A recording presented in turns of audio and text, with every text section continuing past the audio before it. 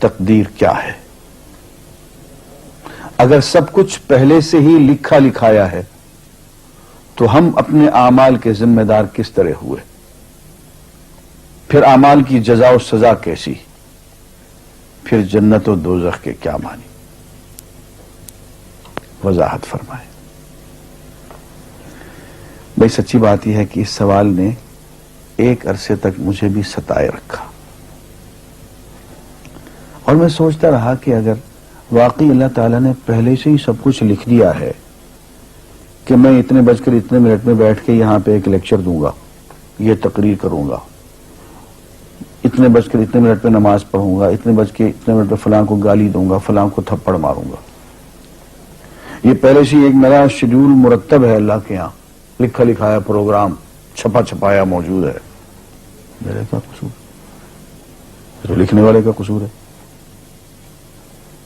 بات تو خطرناک ہے نا۔ تقدیر کیا ہے؟ عربی میں اس کے لیے ایک لفظ لکھا جاتا ہے دینی کتابوں میں، علم اللہ السابق،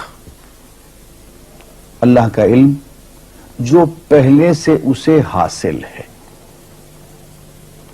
اللہ کو معلوم ہے کہ آج میں اتنے بج کر اتنے منٹ پہ اپنی مرضی سے، اپنے ارادے سے، اپنی آزادی فکر اور آزادی عمل پہ،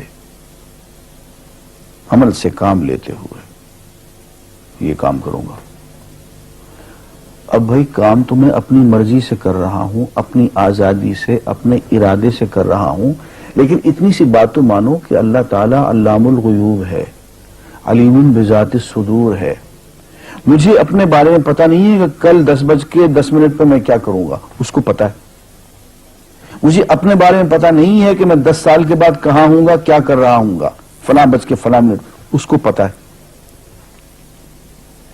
اس کو میرے آزادانہ، خود مختارانہ، فری ول کے ساتھ کیے ہوئے اعمال کا پتہ ہے کہ میں اپنی مرضی سے، اپنے فری ول کے ساتھ، اپنے ارادے سے اتنے بج کر اتنے منٹ پہ کیا کروں گا۔ یہ اس نے اپنے ہاں لکھ رکھا ہے، اس لیے کہ اس کو پوری کائنات کا نظام چلانا ہے۔ اس کا علم جو ہے وہ صحیح ہے، لیکن اس کا علم میرے ارادے سے نہیں ٹکراتا ہے۔ یہ بات میں ایک مثال سے سمجھاؤں گا۔ میرے ساتھ ایک واقعہ پیش ہو گیا، اس دن مجھے تقدیر سمجھ میں آ گئی کہ ہوتی کیا ہے۔ 1971 کی بات ہے کہ یہاں اکاؤنٹنٹ جنرل آفس میں ڈپٹی اکاؤنٹنٹ جنرل تھا۔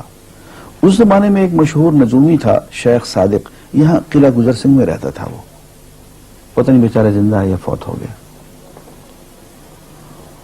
انہوں نے دروازہ کھولا، میرے کمرے میں آ گیا۔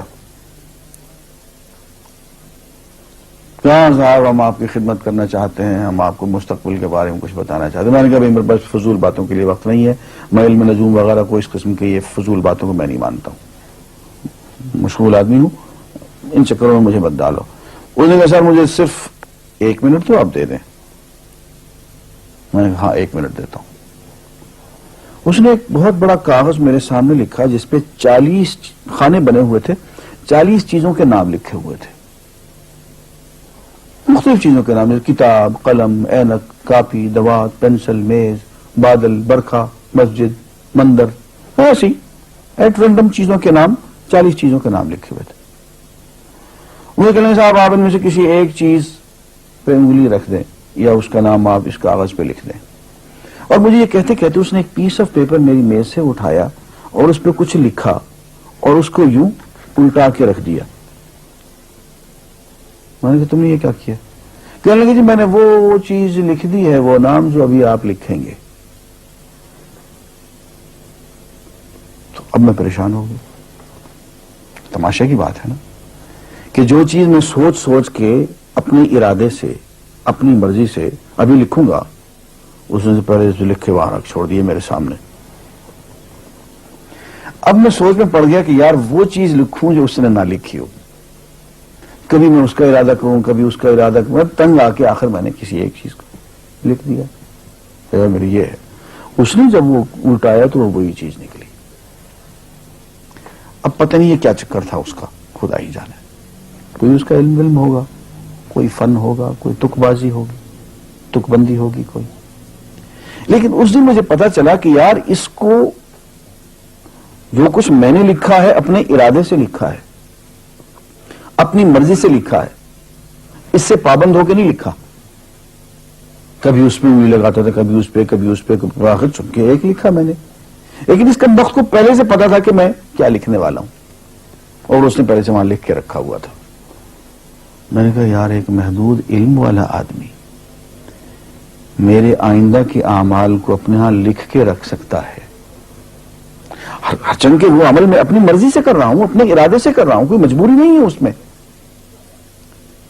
لیکن وہ میری مرضی والا عمل, میرے اپنے ارادے سے کیا ہوا عمل, پوری آزادی کے ساتھ کیا ہوا عمل, اس نے پہلے سے اپنے یہاں لکھ کے رکھا ہوا.